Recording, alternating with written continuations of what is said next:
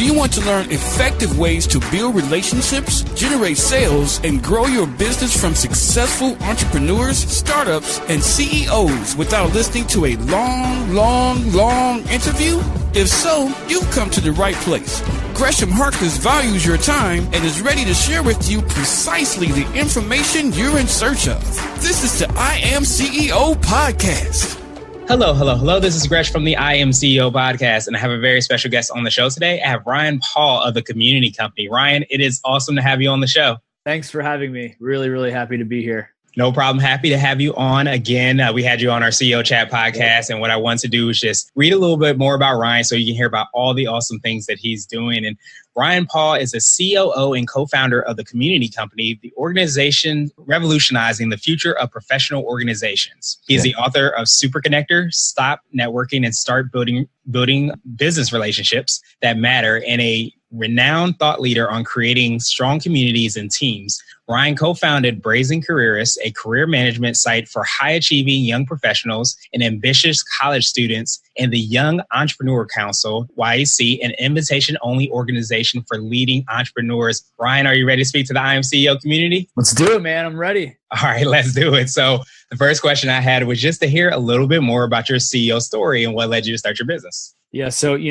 I'm what you would call an accidental entrepreneur. I don't believe that it's, something that's necessarily just built into your DNA. I fell into entrepreneurship because of the people I surrounded myself with, both in college and then as I entered into the real world, the same types of folks that were just more of those entrepreneurial at heart individuals, high energy people that I love being around. And through those relationships, I became an entrepreneur of my own. My first company, which I established in Madison, Wisconsin, Brazen Careerist, which is now called Brazen Technologies, was started by me and my freshman year roommate in college, who was one of those sort of baked into the DNA entrepreneur types who just really pushed me and got me to think about different ways of working and living. And I was very, very lucky to be sort of, accidentally placed with such an awesome individual who became such a close friend and eventually a business partner. From there, I've just found that building relationships with really interesting people that have strengths where I have weaknesses and vice versa has led to one amazing business opportunity after another. And that's how I ended up co-founding YEC with my current business partner, Scott Gerber, which eventually turned into something much bigger than that, which is now the Community Company, which is an organization that helps, build and establish new forward-thinking communities and associations for professionals looking to build relationships with new people and looking to get access to the resources that you need to succeed, whether it's an industry-specific organization or a location-specific organization. We've built technology and smart human-driven processes to help curate and create really meaningful community in the modern age. Awesome. And I know, we talked about it before, just how big community is and building relationships and how that kind of overlies and kind of goes, across the boundaries, so to speak. So I wanted to, hear a little bit more on like what you guys are doing with the Community Co. and also like even touch on a little bit more about, I know a lot of that philosophy is baked within your book as well, too. Yeah. We believe that the way that we work and the way that we build relationships is in need of change. The social media era has been a blessing and a curse. A blessing because we are more connected than ever before. We can have meetings like this in completely different cities, miles and miles away across the country, and make meaningful connections. But it's also made it more difficult to find the right people because of the noise of social media, because everyone is selling something. And, whether it's LinkedIn or Facebook or Twitter or the next social media platform, it just seems to be filled with people trying to sell you something and just hucksters that you really can't distinguish from true, honest business brokers. And through this Superconnector movement and the book that we've written, we're trying to help people re-educate themselves on what making meaningful connections can be. In fact,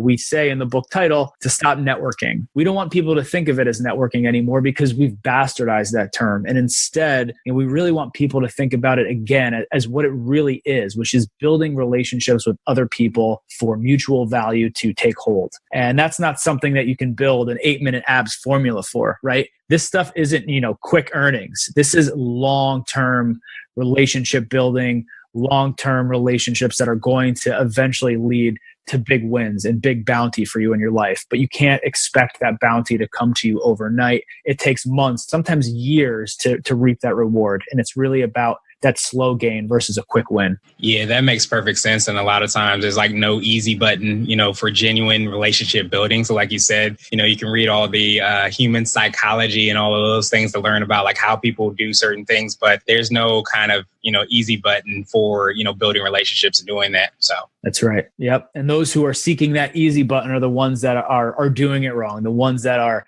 tarnishing and hurting their personal brands with other human beings by trying to just get a quick earn out from a business relationship that you've literally just made at a networking event at a bar, versus the folks that are really trying to get to know you, really trying to understand your challenge, and are really focused on something we call in the book habitual generosity, which is really the art and the philosophy of making sure that giving back to others is a part of your daily rituals, just like, getting up and going for a run in the morning. It is so important to always be thinking about giving back. And in fact, that should be put before any sort of gain or asks that you make to new people that, you want to build a relationship with. It's all about what you can give to them. And then the things that you'll get in return, I guarantee will be a lot bigger than you ever would have expected if you're willing to make that investment. There you go. That makes perfect sense. When you have that mentality and that kind of philosophy, it seems like it comes back tenfold sometimes. So that's a great reminder. And now I wanted to ask you for what I call your secret sauce. And this could be something that distinguishes you or your organization, but what do you feel kind of sets you guys apart? Yeah, I think our secret sauce is the combination of smart technology and really smart,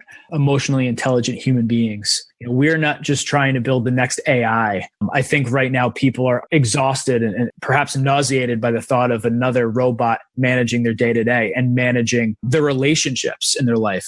We believe in building smart technology to help us all work smarter and connect in meaningful ways, but it's always going to be powered by really smart people behind the scenes who are making sure that the right connections are being made and that there's that personal touch that artificial intelligence just can't replicate. In today's fast-paced, technology-driven world of networking and being hyper-connected, I think right now people are really interested in that approach. And on top of that, there's always a level of curation in what we do. I think right now, more than ever, with the openness of the web, people are yearning and hungry for chances to connect with people in curated communities where you know that the people in the room are the right people in the room, and you're not just kind of spraying and praying and hoping that you're going to get connected to the right person. It's actually meaningful, thoughtful, and because of that, people are even more willing to be vulnerable about the business challenges they're having because they know that they're talking to other top leaders in their field who can genuinely help them and aren't going to take advantage of them. Yeah, that makes perfect sense. And, going back to, kind of seems like the buzzword of our chat is about, community and how if you're able to kind of feel connected with somebody and, build that relationship with somebody because somebody's going through maybe the same thing you already went through or potentially are going through, then you start to build that connection. So I think that's a phenomenal example of a secret sauce. Thank you. And now I wanted to switch gears a little bit and ask you for what I call a CEO hack. And this might be an app, a book, your book, or a habit that you have, but it's something that you feel makes you more effective and efficient as a business owner. Yeah. One thing that I think a lot of CEOs and executives fail to do because they're just either so heads down or they've developed sort of like this thick skin where they feel they can't be vulnerable is just sharing your ideas and putting yourself out there in meaningful ways. Sharing a challenge that you have with other entrepreneurs and executives and just putting yourself in a position to receive feedback and to be critiqued and to be vulnerable enough with an idea or a challenge you're having to allow others to actually give back and to support you. I think a lot of us are really frightened by the idea of sharing something so vulnerable as a challenge or a weakness or even an idea that we have because we're worried that it might get stolen or that someone is going to critique us in a negative way that we don't like, or it's somehow going to harm our business. What I've found is that in more cases than not, when you put yourself out there in such a meaningful way and allow yourself to experience some vulnerability, the goodwill that you receive from the community it far surpasses the potential negative value of, trolls online potentially causing you harm, which is momentary blips of insecurity versus being able to really meaningfully connect with other human beings that genuinely want to help you. I think sharing your ideas and putting yourself in a vulnerable position is something that many of us as chief executives are failing to do and need to do more. Yeah. And that makes sense in this day and age, as we talked about, like with the technology and everything,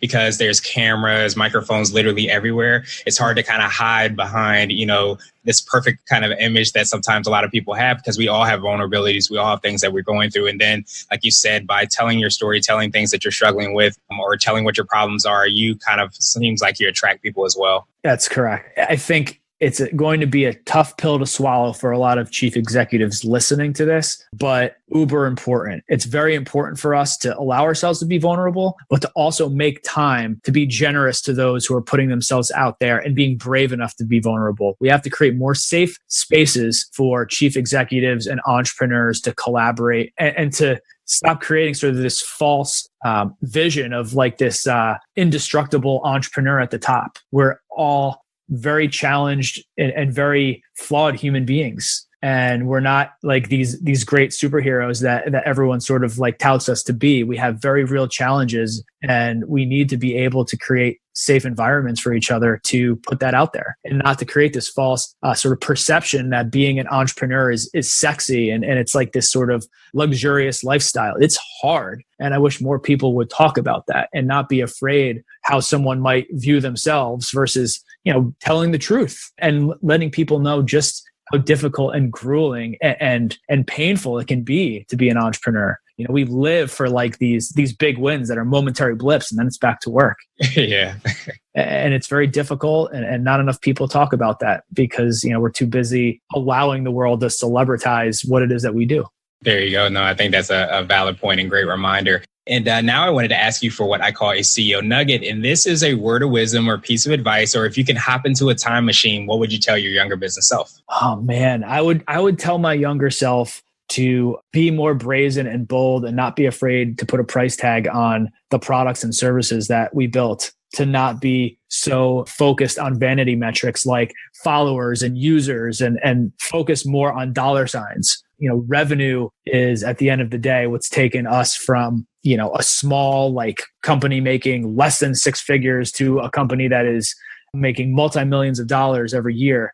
And it's not building like hundreds of thousands of users that's taken us there. It's about building a quality product that people want to pay for and people want to continue to use year after year. It's about sales and it's about retention. It's not about just getting people onto your platform. I think that's very, very important for young startups to know and something that we're all sort of trucking down the wrong path in a lot of cases on because of just, how the world of startups has taught us to run. It's like get the users first, build up that valuation, then figure out how you monetize. That is no longer the way to live for most entrepreneurs. You got to stop trying to be the unicorn and start trying to be a real business. Absolutely. Absolutely. So you're saying get revenue first and then start to build everything after that. Yeah. Move fast. Don't be afraid to charge for your product. Build a loyal following. Focus on retention and focus on building something of quality and then blow it out of the water from there. It's not about building a product, getting the user base, and then figuring out how to build the revenue model. Do it today. Focus on getting a sustainable business now.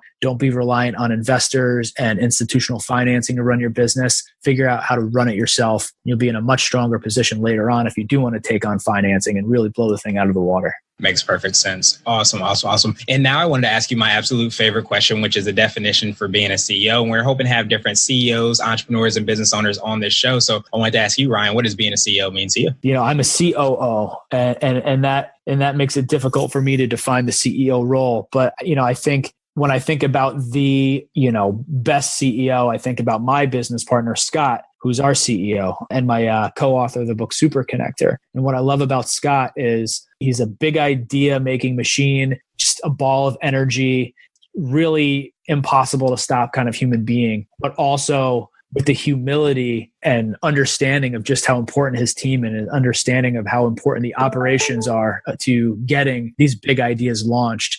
When I think about the ultimate CEO, I think about someone like Scott, who has really been able to balance both of those things. I think, most CEOs are only focused on big ideas and moving fast. Great CEOs are focused on big ideas, moving fast, but also very respectful and cognizant of the operations and delicate nature of actually building those ideas and respecting and building a quality team to bring those things to life. So my definition of a great CEO is someone who's well balanced. And I think at the end of the day, if you can find that CEO, whether you're partnered with them or working for them as an employee, they are diamonds in the rough. Those are the types of individuals that you want to work with. And that is the pinnacle CEO. Awesome. I love that definition. And Ryan, I truly appreciate you for taking some time out of your schedule. What I wanted to do is pass you to the mic, so to speak, just to see if there's anything additional you want to let our readers and our listeners know, and also how they can get a hold of you and, of course, get a copy of your book. It was great to talk to you guys, and I appreciate it. If you are interested in building community, if you believe that community is customer service 2.0, if you believe that you need to do more for your customer beyond just offering them a product, but really become like the epicenter of their professional lives, check out what we're doing at the Community Company. Community.co is the website. You can also chat with me anytime on Twitter. My website to just learn more about me personally is ryanpaugh.com. And I hope that you read and follow up. And again, if you want to chat community, I am your community nerd. So please reach out and let me know what questions you have. And I'd be happy to teach you more about our philosophy to community building. Awesome. Well, I appreciate you, Ryan, and we'll make sure to have all those links in the show notes. But again, thanks for taking the time out, and I hope you have a phenomenal rest of the day. Thanks again. Thank you for listening to the I Am CEO podcast powered by Blue 16 Media. Tune in next time and visit us at IAM140.co. I Am CEO is not just a phrase, it's a community. Be sure to follow us on social media and subscribe to our podcast on iTunes, Google Play, and everywhere you listen to podcasts. Subscribe and leave us a 5-star rating. Grab CEO gear at www.ceogear.co. This has been the I Am CEO podcast with Gresham Harkless. Thank you for listening.